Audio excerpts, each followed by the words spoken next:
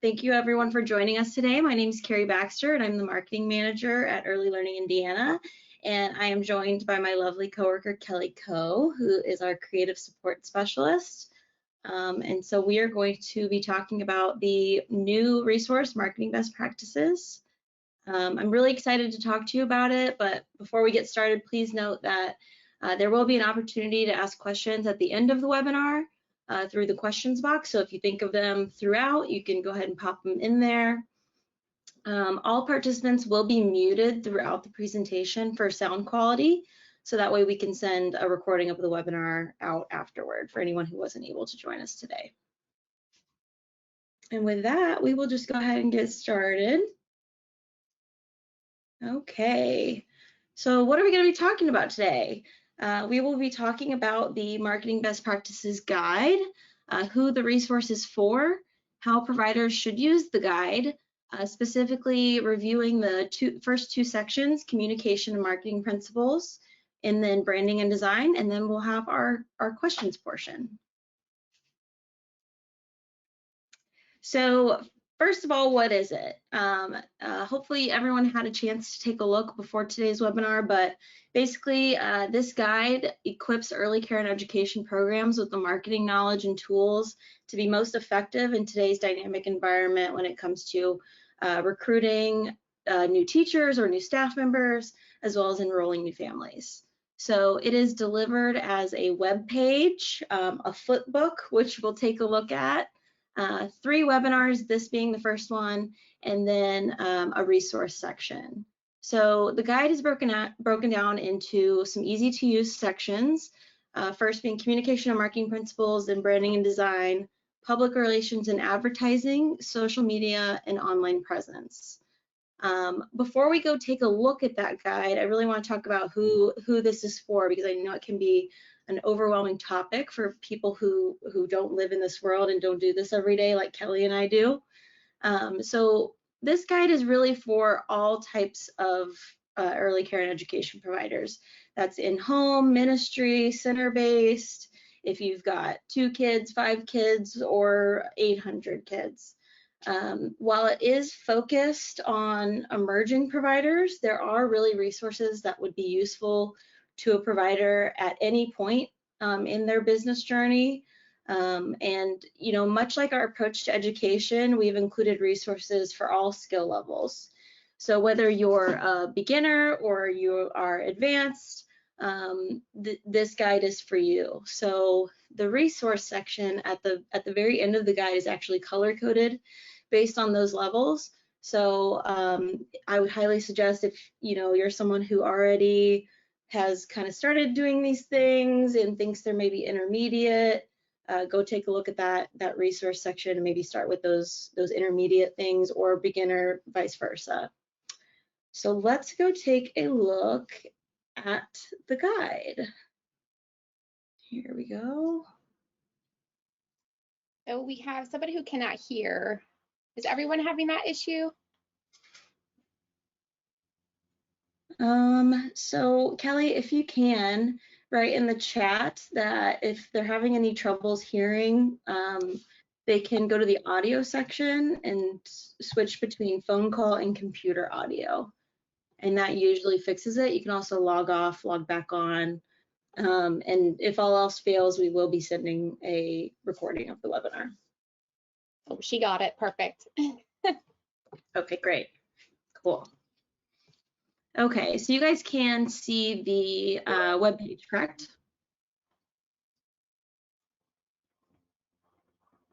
Yes, yep. We can, Carrie. Okay, great, thank you. So this resource is on brighterfuturesindiana.org. It's under the programs section, and this is the webpage here where you can see the guide that we've created, this flip book. We also have webinars, registration for our webinars. This is also where we'll include a video of today's webinar. And then we have our resource section here as well. Just if you're really quickly looking for something, you're able to drop those down. Okay. So let's see here. Okay. So this is the flip book, which I'm really excited about because it's very fun to use. You can make it full screen. You can click on the different sections and just jump right to them. I will go take a look at this resource section, which I talked about earlier. You can see that we've got our color-coded resources here. Okay. So I'll go ahead and talk about our first section, which is the communications and marketing principles. So in this section, there's really two sections here. There's basic business tools, which we started out with, which is really the basic items that you need to run a business in today's digital world. So tips for creating email addresses, whether you're using a service like Gmail or Outlook, as well as if you have maybe your own web page set up, using the email addresses through those web pages. While we do have an online presence section that really dives deeper into building a website, we do want you to be aware of the early learning marketplace, which is right here. So if you haven't already claimed your listing on the early learning marketplace, this is a great place to start to have an online presence for a new business. It allows you to have your own page that lists your program, and you can have pictures, your address, you can list any open seats that you have. It's a great way to have an online presence if you don't already have a web page. If you do already have a web page, it's still really great because it allows you to list any open seats that you have, and it will be marketed to Indiana families over the coming months. So I definitely encourage you to take a look at that. Phone number is pretty easy. We do talk a little bit about having a Google business page.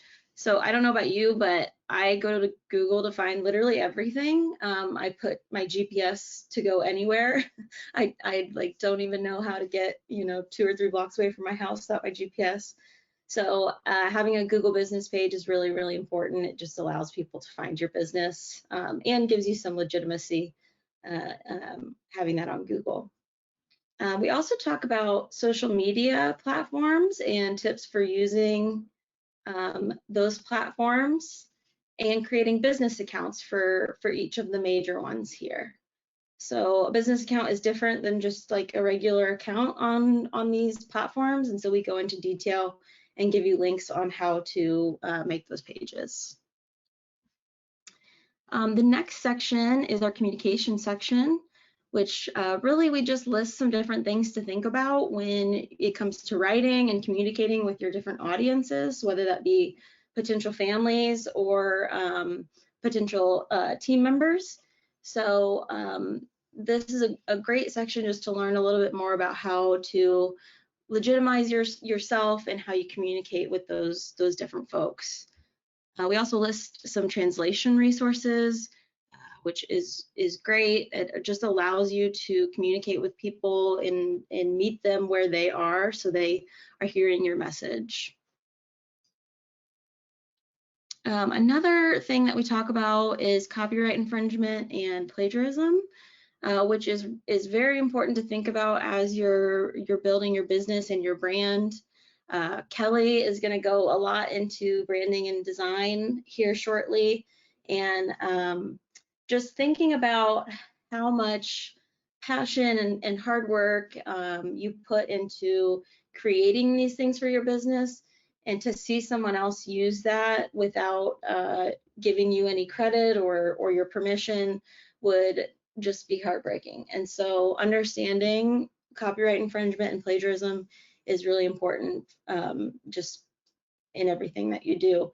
So with that kind of covers our first section. I will kick it over to Miss Kelly. All right, thanks, Carrie. As Carrie said, I'm Kelly Coe. I am the Creative Support Specialist at Early Learning Indiana. My background is in marketing and design. And so this section, obviously, I'm a little passionate about. But why do we have it in this marketing best practices guide? So that's kind of what we're going to go over. And then we're going to dive into it and show you what's covered. And again, if you have questions, don't hesitate to put them in the questions box, and we will get to those once we're done. So why is branding important? Branding is important for both your recruiting and enrollment, but more importantly, the overall understanding of your mission. Your brand is much more than a logo. It's much more than an ad you place in your local paper. It's everything people believe about your program. It's basically your essence, right? It encompasses a variety of attributes that help you connect with your audience. So when you think about your brand, you really have to think about the entire customer experience. It's everything from your logo, your website, your social media experiences, the way you answer the telephone, the way your team members interact with employees, your tone of voice, your mission, your vision, all of those things contribute to the customer experience. So your brand is basically a story unfolding across all customers' touch points. Many businesses neglect spending time thinking about their brand and the impact it has on their business. So we have laid out for you some things to think about. Your brand sets you apart from your competition. It helps customers know what to expect, right? Your brand also helps you connect with your customers on a more of an emotional level. It promotes recognition and generates referrals, which we all need those. Your brand provides motivation and direction for your employees and helps you create clarity and stay focused on what that mission is on a day-to-day basis. And also your brand is a reputation of you and the promise you make to your customers. So this brand and design section is split up into 3 larger sections. You can go ahead to the next one. Yep. So the first section is creating and auditing your brand. This section goes over your why. This is why you do what you do. It goes over your who. And most of us, this is your target audience. Most of us have probably 2 target audiences. We have your family and your kiddos that you have to target, as well as you need to target those team members you want to join your team. It also goes over how to develop a brand position. And some of you may have never heard of a brand position before, but it's basically a brief description of your services and an explanation of how it fulfills a particular need for that target market. And really the goal of this position statement is to really align your marketing efforts with the company's brand and value positions. And the last thing in this section is tips and tricks on how to pick a business name. Some of you may already have that, but it is here for those emerging providers. The next section is establishing your brand's look. This is basically your visual identity. So things like, what colors are you going to use in your day-to-day marketing? We list here in a color emotions guide. This is how people feel when they see that color. We go over the fonts you might want to select and how to select those fonts. The images that you select for your marketing materials and some best places to get those images. We also talk about logos, my favorite part. I think logos can be very overwhelming for folks. So we have listed here some places where you can actually go online to create a logo, or resources for you to go and hire a freelance or a designer if you so choose. We go into how to create a tagline if you want to create a tagline. There are a lot of tagline generators that help you think of words that might speak to your target audience and help you create that tagline. And then how do you go about using all that stuff that you just created? So really, how do you bring that to life in your website or your social media or your marketing campaigns? And then where do you put all that stuff?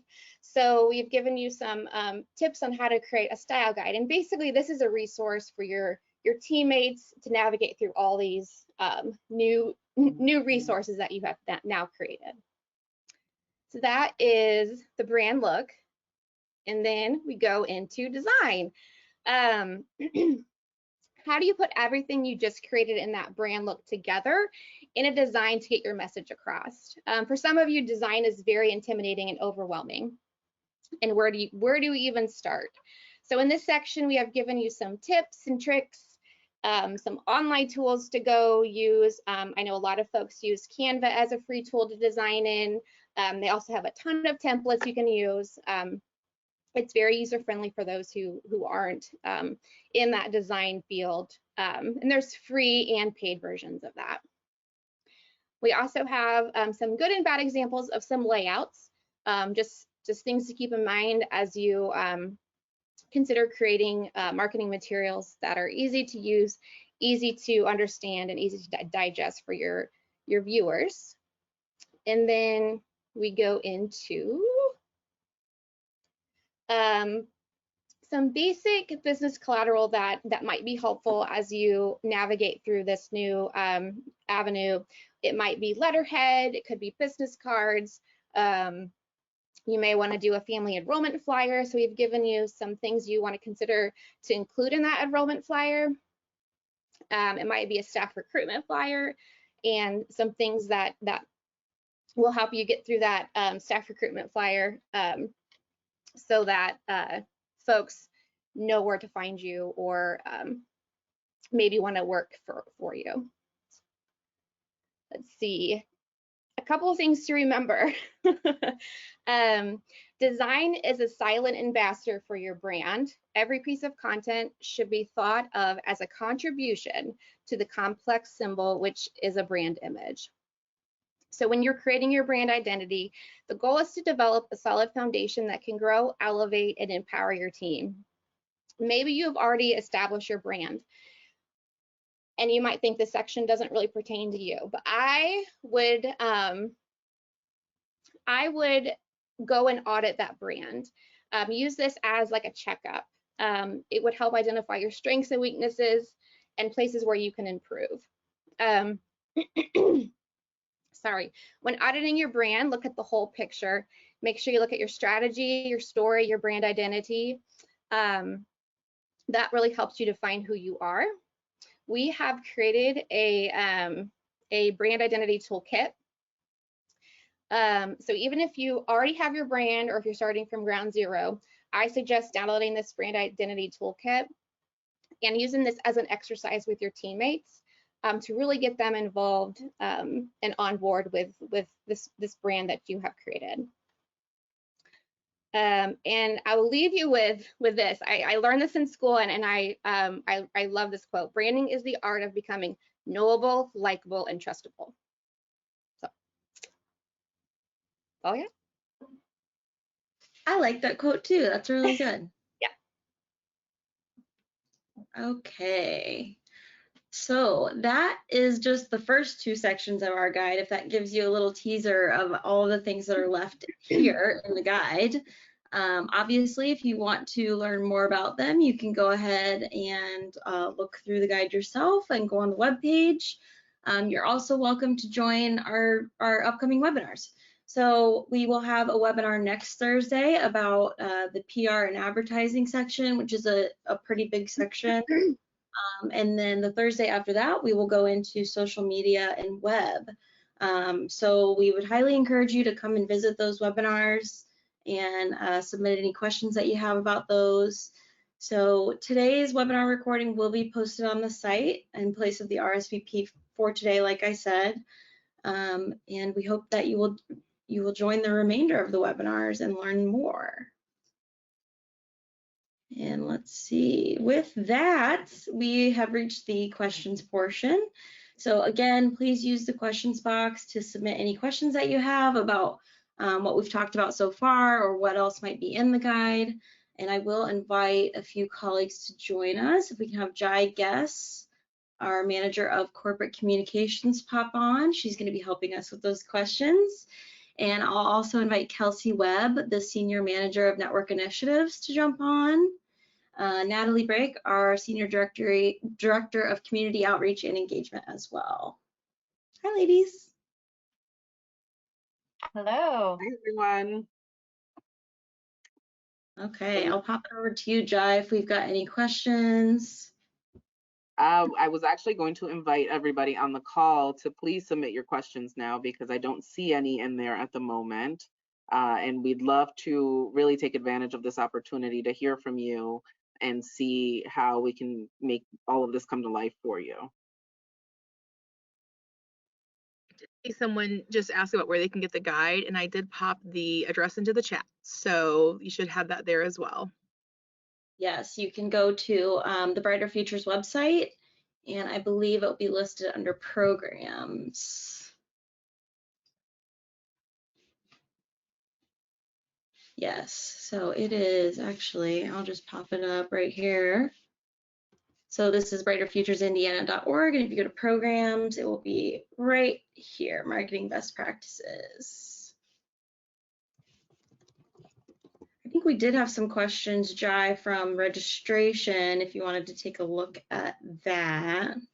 I do see one question here. It's from Angela. It says, does this give me a certificate for attending today? We do not have certificates for today.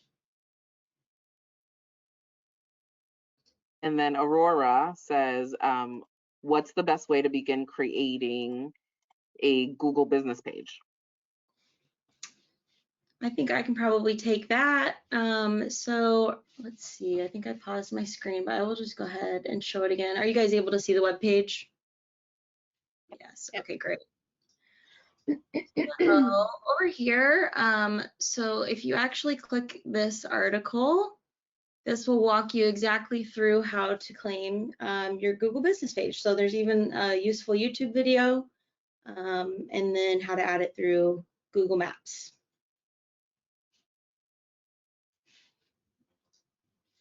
Okay, and then Holly Roberts says, I've started working on the website through the marketplace. Is there a URL address that we are able to use?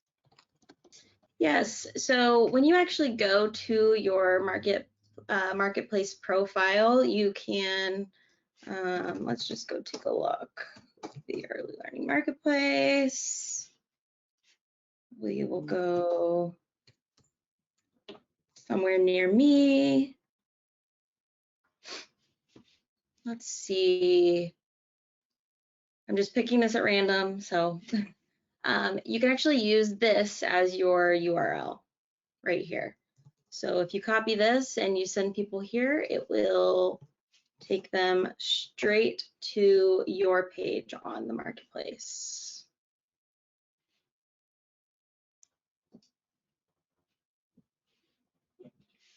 Okay, and then Kristen asked if we will be sending an invite for the next 2 webinars.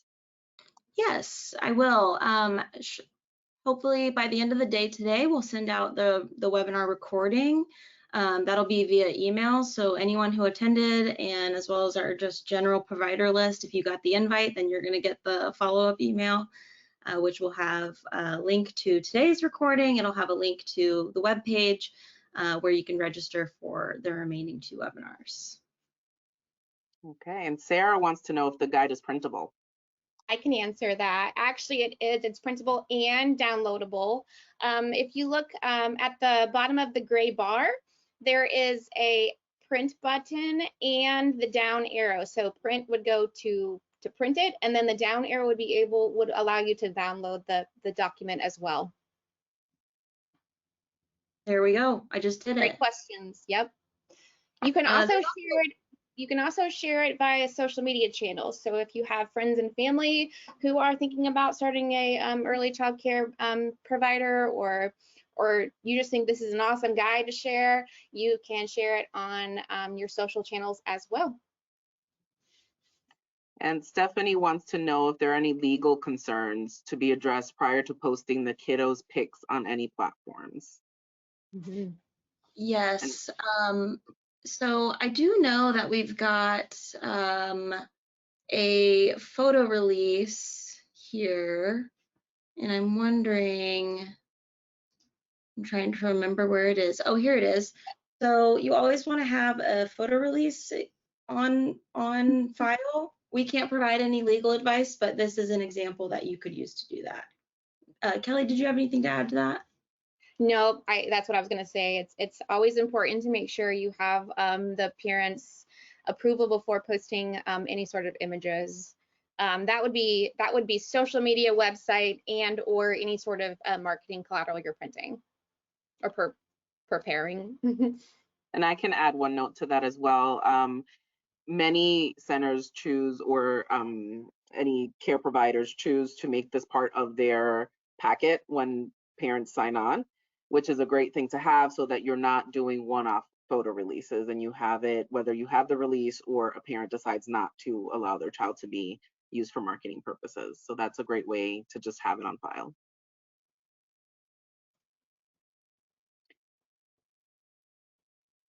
Awesome. And I believe that is all. There's one about looking at examples of flyers or posts. Less is more, right? Yes, you got it. Less is more. The easier it is to read and digest, the more information those folks are going to digest that information.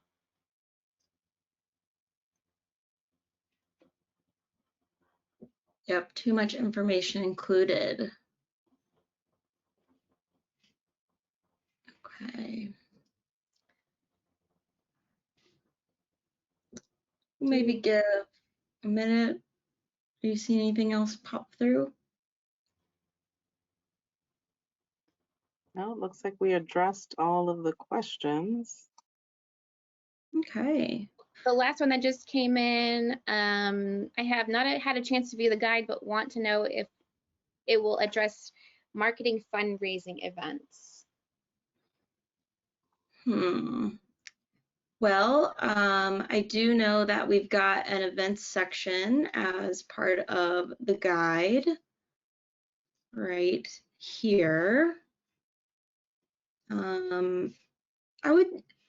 Do you have anything to add about that, Natalie, Heather? I was going to say yes, pick me. I think one of the great things about this guide is it really addresses marketing your program as a whole. And so if you look at really the fundamentals of, if you already have some of the pieces done, kind of auditing how you talk about your program, I would definitely say before doing a fundraising event, if that's in your plans for the near future, would be a great time to use this guide to figure out how you're best presenting your program. And so I think those fundraising opportunities, they work because they invite people in to be a part of your mission and a part of the work you do. We get this at Early Learning Indiana because the part of the work we do, everything that we do comes back to ensuring high quality care for children. And so if you're going to be doing something specifically with the mindset to ask for funds to support your mission, I think you have an opportunity to make sure that you're using all the best practices here in the guide to be as successful as possible. I think this could probably be very useful to start that conversation. Who do you serve? What do you do? Why do you do it? Etc.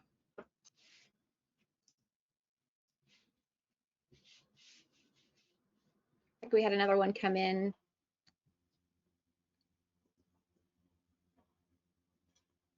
Oh, Jai, you're on mute, I think. Yes, I am. Sorry about that. From Holly, will the website webinar go into detail about the payment options on the website? I think that may be related to Marketplace. So no, we don't go into detail about payment options on Marketplace, but I do know that the partner we used for Marketplace, Wonder School, has a lot of resources. Kelsey, Heather, maybe you know where to direct them. We can also share that. I'll actually put Mandy, who leads internally's email address in here for you, Holly, so you can reach out to her and we can connect you similarly to this with someone at Wonder School to have a great conversation about that. Perfect, thank you.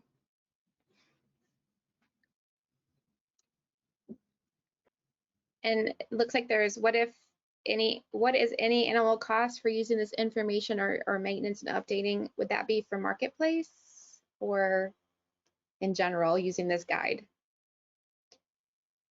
I think we can speak to for this guide. It's definitely free. It's there for you to go find. And we were very intentional about including free and paid resources there.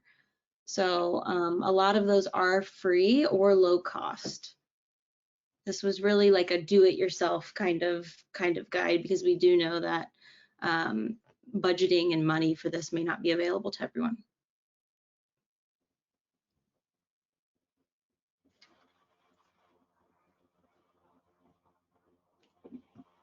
Questions always sneak in, like right around now. So we'll give you a minute. And if you don't think of it now, it's totally okay. You may have noticed when you registered for this webinar, it did give you a chance to submit questions ahead of time. So if you are registering for the next webinars and you remember a question, you can always put it there. We do look through those before we post this. Okay, not seeing any more. Okay. I'm not. Okay, great. Well, if you think of them, you know where to find us. You can reach us at marketing@earlylearningindiana.org. I actually believe our contact information is probably at the end of this guide. Let's see. Last I page. do love this flip book because you can just flip right to stuff. So we do have a link to the CCR&Rs. Kelsey, did you want to say anything about that? Sure. I know there were questions that may have come in during the registration that maybe weren't applicable to marketing, like this guide specifically, but wanted to encourage you to reach out to your local CCR&R network. And there's a link here that pulls up the map and the contact information. So if you have more questions about your program, working with other partners, etc., please reach out to them. They are, they have a plethora of knowledge and can link you up with folks that if they don't know the answer. So I do encourage you to build that relationship. And then here's our email address. It will take you straight to email the marketing team at Early Learning Indiana, and we'll try to address those questions in future webinars. But other than that, thank you, ladies, for joining me today, and thank you to all of our guests. Have a great day.